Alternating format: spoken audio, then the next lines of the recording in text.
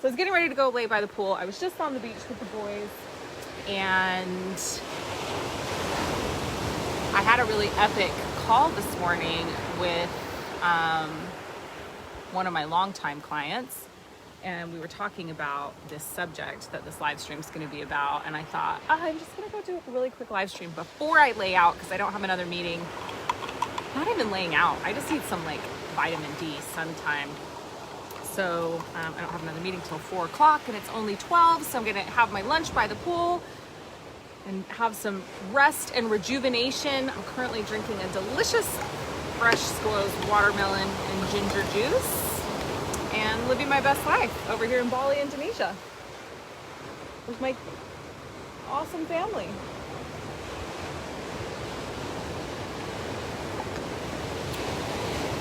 But I wanted to talk about this topic because I think it's important. I think that as we're moving through unpacking and deconstructing our money shit and our layers of programming and conditioning around our money shit, this is something that comes up that I frequently see in my clients that are getting ready to make huge up levels in their businesses and in their purpose work. And geez, those waves are loud, huh? But it's this thing comes up that we have to just get rid of. This thing comes up that when we move through this, it kind of like catapults us into this whole new ability to earn, to acquire and accumulate wealth, to feel free, to be wildly financially compensated for our gifts. And it's letting go of our programming and conditioning around how the people closest to us should show up in support of our purpose work. And, I think it really requires embracing a grieving of having people not show up the way that we would like them to. So, I think any of you that are watching that are an entrepreneur, certainly, but definitely those of us that answer a calling to show up in purpose and live purpose-led lives and to deliver our missions and visions to the world.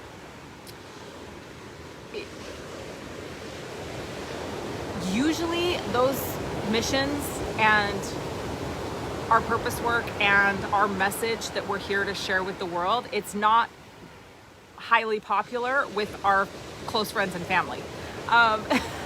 And I think it's like, as we begin our spiritual reawakening and we start to wake up to the things that are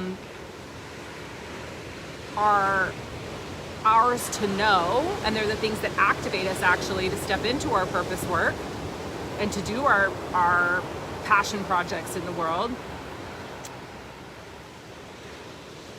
Those awakenings, they really set us apart, because we've been part of a unit that thought and acted and spoke and behaved in a certain way because they were programmed and conditioned to think, act, speak, behave in a certain way. And we all were getting along really, really well inside our familial or societal assimilation bubble. Certainly within our family units, right? Because it gets passed down from generation to generation to generation of this is how you should think, act, feel, behave. And when we break out of that, when we choose to begin to step out of that, those other members of our assimilation bubble, they don't like it. It makes them very uncomfortable, and it activates in them that fear that we all kind of carry at the sacral level around, if we don't assimilate and if we don't get along with the tribe, we get kicked out to die. And that is a very primal instinct that we have as human beings, to want to be, to want to remain safe, to want everyone to like us, to follow the rules, to do what we're supposed to do so that we don't get kicked out of the tribe. And so when we begin to do things that we begin to say things and we begin to act in ways and we begin to speak in ways and we begin to behave in ways that are outside of the comfort of our assimilation bubble, it triggers those people. And as a result, they express their unhappiness with our behaviors and our actions and our feelings and our deeds and our, the things that we're saying. And then as a result of that, we don't feel supported because we are programmed and conditioned to believe that our family members and the people that are closest to us in our lives, often our spouses, our significant others,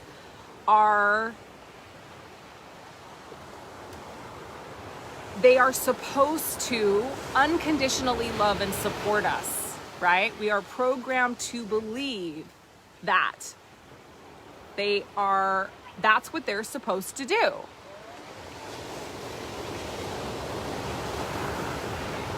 And it's really a bunch of bullshit because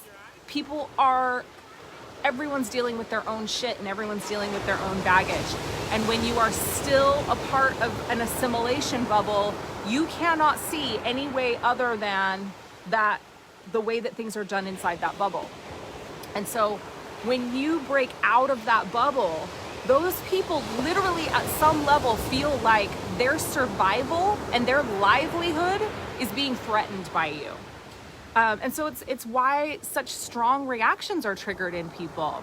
But so those strong reactions are triggered in them. They feel like you're betraying the tribe. They feel like you're betraying the family, and sometimes it's friends, right? Sometimes it's a close friendship unit that we've had for several years. So they feel like you're betraying the tribe, and you feel like you're being betrayed because isn't your family unit supposed to stick by you no matter what? Aren't they supposed to support you no matter what? Aren't they supposed to be the ones that provide nourishment for you no matter what?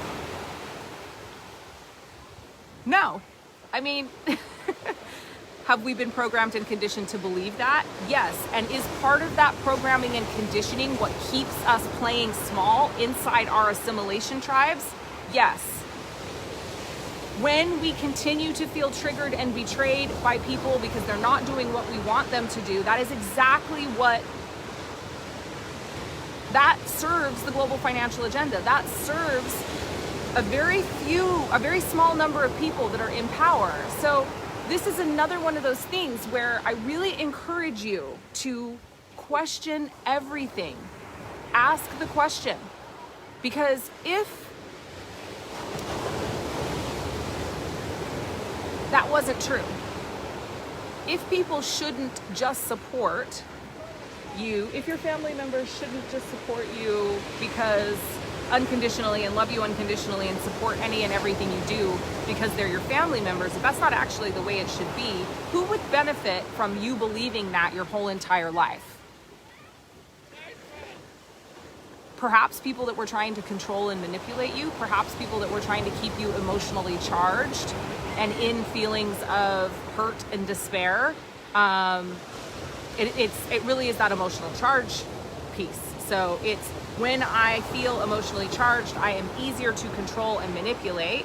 So each and every scenario is going to lead back to keep people inside an assimilation bubble, keep them doing exactly what we want them to do. And if they, if in some way they are able to get out of that assimilation bubble and they start actually living purpose-led lives and they start making a difference and they start empowering other people on this planet, we have an ace in the hole in that their entire family unit, who they believe now is supposed to support them wholly and fully unconditionally, is now turning against them. 9 times out of 10, that person is going to get back in line in their assimilation bubble. They're not going to move forward with sharing their purpose work with the world. They're not going to move forward with emancipating people from financial slavery consciousness. They're not going to move forward with sharing their purpose work with the world because the pressure of their tribe is going to be so great that it's going to get them back in line. So I guess what I'm saying is, one, have compassion for the people inside the assimilation bubbles, because they don't know any other way, and they're literally, their livelihood and their safety and security is triggered by you stepping into your purpose work and doing your work in the world. But the other thing I encourage you to just really onboard from this conversation is your family doesn't owe that to you. Your family doesn't owe unconditional support of your purpose work to you. Your family doesn't owe you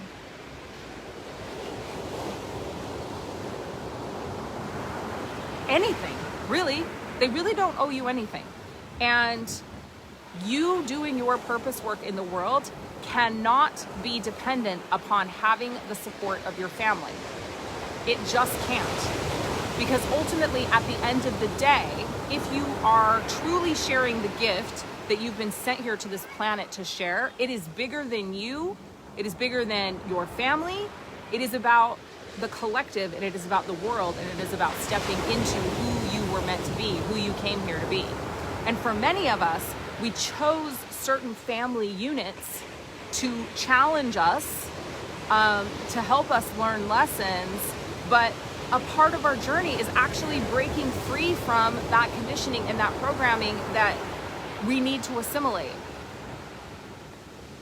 So to bring this all back to what I was saying before, one of the things I see happen with people is that, you know, they can start doing their purpose work and they can gain some success in doing that. And, you know, they can begin to monetize their purpose work, and they can begin to become more resourced, and as a result create greater impact. But 9 times out of 10, I see people not going all in on their purpose work, not sharing their complete gift, because they're still holding back in one area, because they are afraid what their mom, their dad, their husband, their wife, their sister, their brother, their grandmother, their aunt, their cousin is going to think about them if they fully show up. And they're afraid that they're going to get kicked out of the tribe. And so as a result, they hold back some small pieces of themselves. As a result, they hold back. They don't give it all. They don't show up fully in purpose. They don't show fully up, fully purpose led, and they don't follow the divine guidance all the way. And as a result of that, they don't ever have the ability to be fully resourced because they're holding back.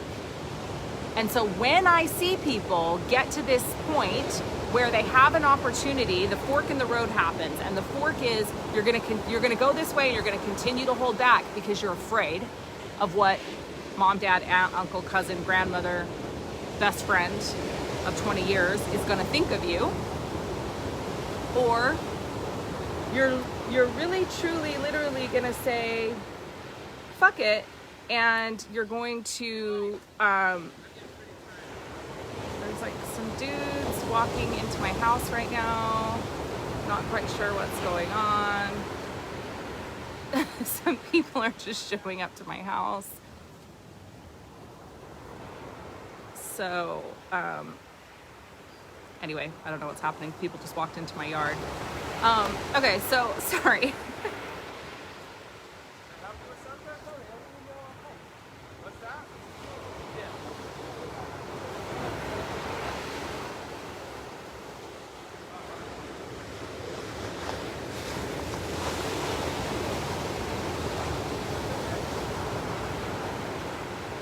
Not sure what's happening. Okay, so anyway, Sean's handling it now on the beach. So weird. So you've got these two forks in the road, right? So the left one, you come to this place and there's a moment that you get to make a decision. And I think these forks, they come, you know, several times in life. It's not just a one shot you get and then it's over, and then if you don't take the right path, you're screwed, right? The universe will continue to show up and give you these choices of which path are you going to take. And if you take the wrong one, the universe is going to show up again and be like, okay, what? Yeah, of course. I get to the proverbial fork in the road. Like, there's the actual fork right behind me, and then this happens. so the choice is, dude, and then there's like giant spiders crawling over here. It's getting hectic. We must be getting to the good part of the message. All the interference is happening now, right? Okay, so we're at the fork. We're back at the fork in the road.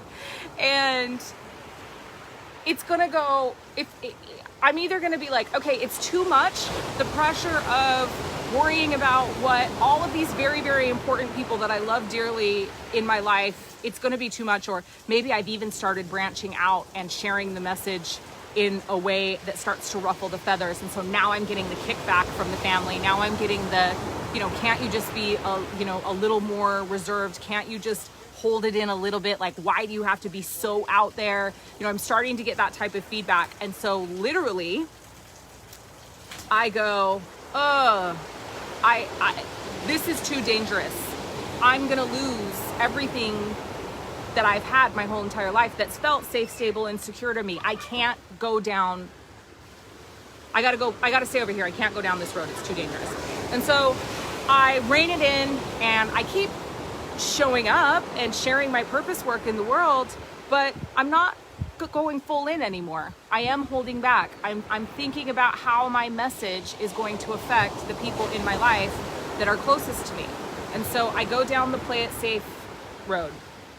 And as a result of going down the play it safe road, I'm not able to be fully resourced and as financially abundant as I would have been otherwise, because I have made a choice and I've made a decision in that moment that my message isn't the most important thing, that my gift that I was given to come here to share with the world isn't the most important thing, that the charge that I've been given to lift the collective and do my part for the collective isn't as important as my ego and my feelings of comfort around how the people closest to me feel about me. So essentially I've chosen my ego over my divine mission work. And so I go on that path, and I may still, be able to be financially successful, but I'm not able to be as financially successful as I would have been if I went all in.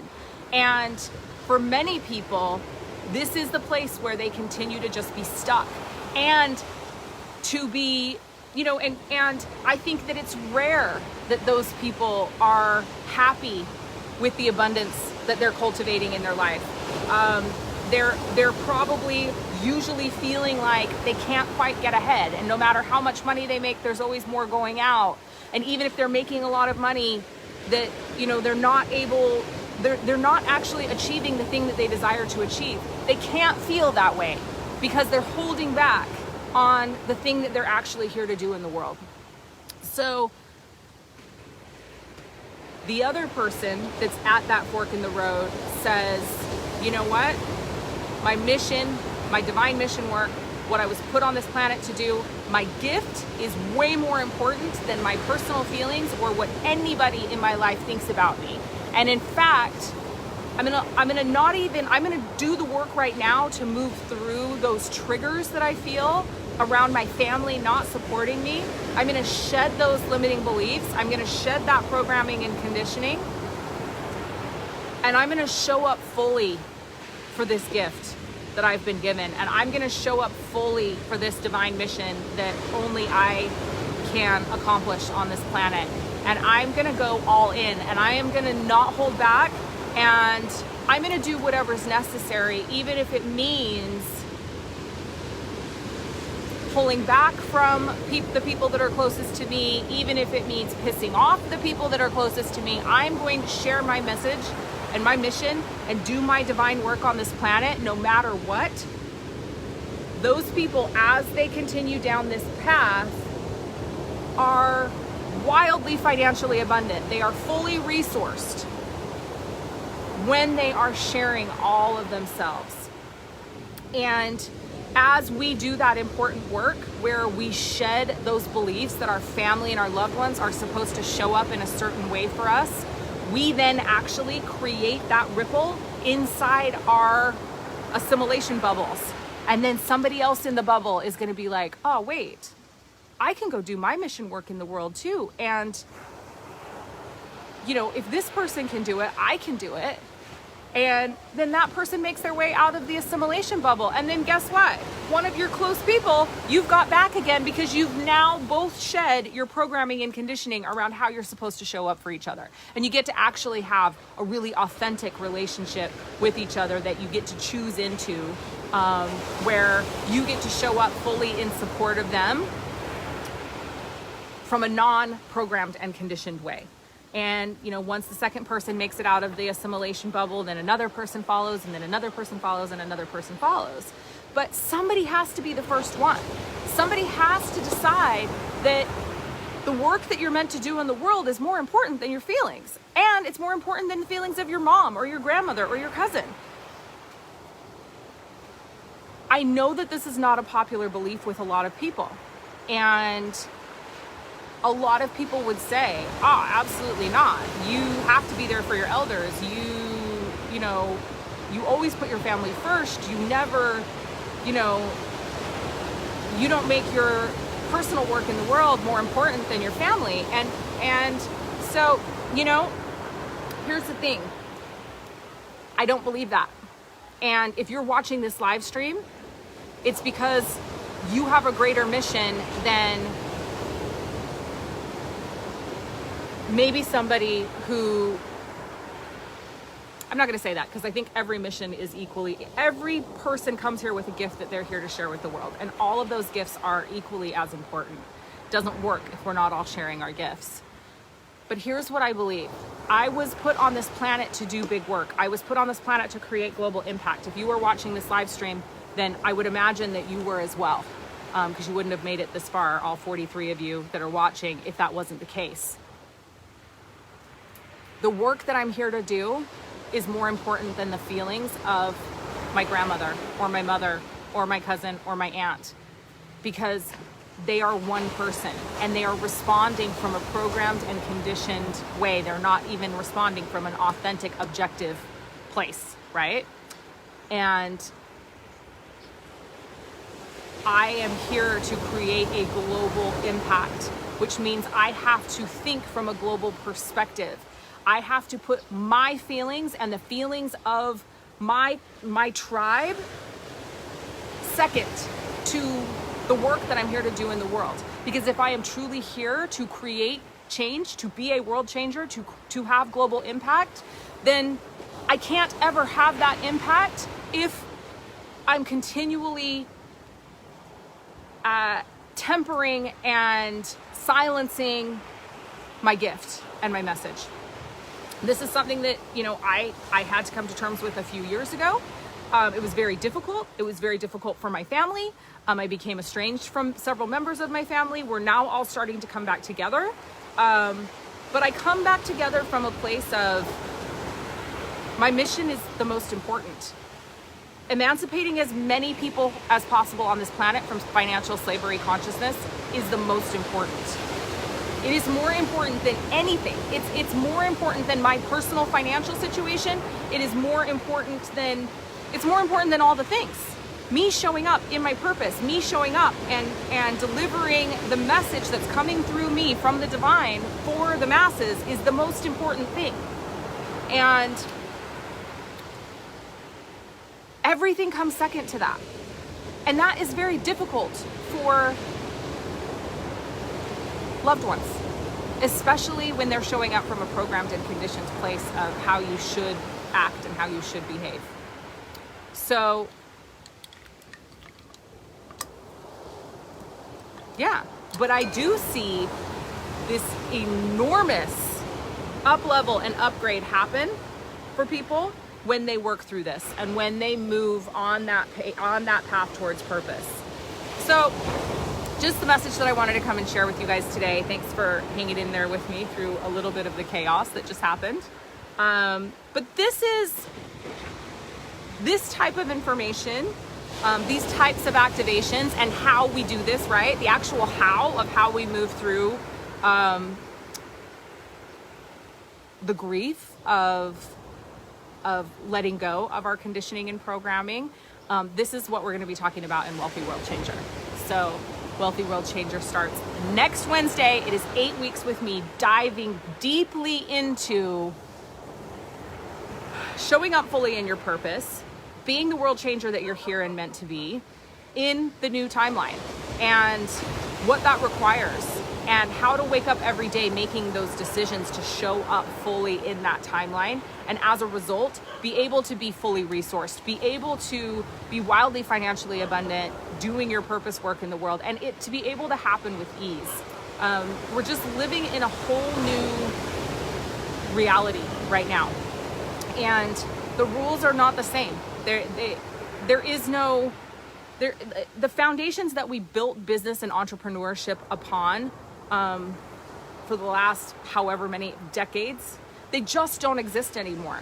That foundation is no longer there.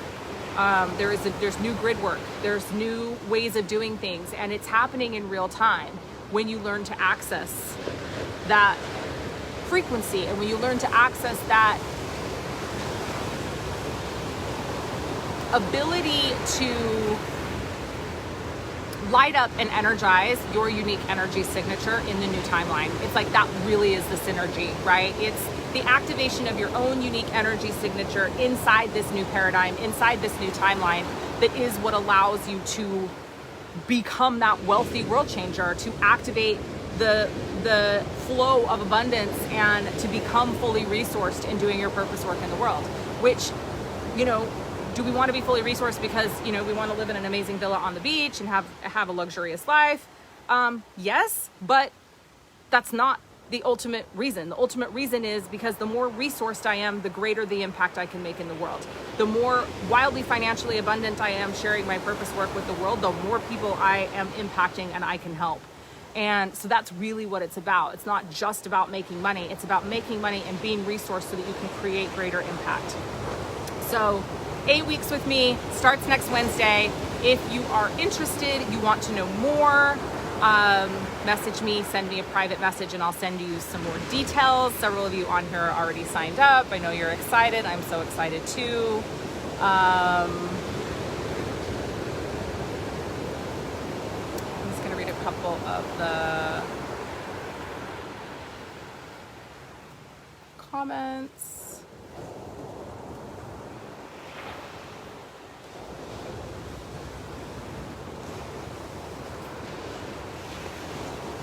Yeah, I think that's it. So reach out if you want more information on Wealthy World Changer. I'm excited to take this 8-week journey with this epic group of people that are already inside this container. It is open to men and women. So if you are a man, feel free to come and join us. And that's it. So have an amazing rest of your day, morning, evening, wherever you are in the world as you are watching this live stream or you are catching the replay. Remember, it is your divine birthright to be wealthy in all areas of your life, and you are so worthy and you are so deserving. So get your shit together, stop caring what other people think about you, and get out there and change the world.